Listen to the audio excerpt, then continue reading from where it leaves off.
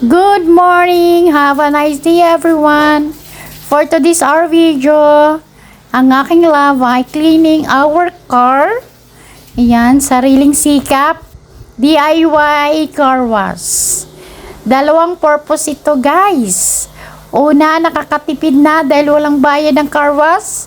Pangalawa, nakapag-exercise pa at nababawasan ang ating mga pawis-pawis, ang ating mga hindi magagandang mga kinakain lipas ng araw. So, nababawasan sa pamagitan ng pawis. So, maganda talagang mag-exercise sa pamagitan ng car wash kung ano man yung gawain sa bahay. At least, di ba, makakaiwas ng sakit.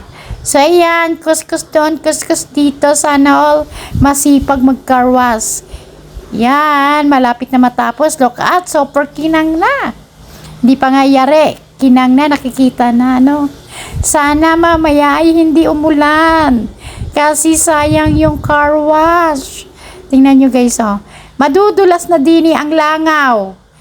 Madudulas na, hindi na makadapo. Kasi ang kinang.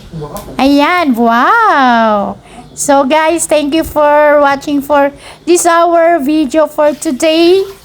Ayan, napaka-satisfy. At yari na. Ano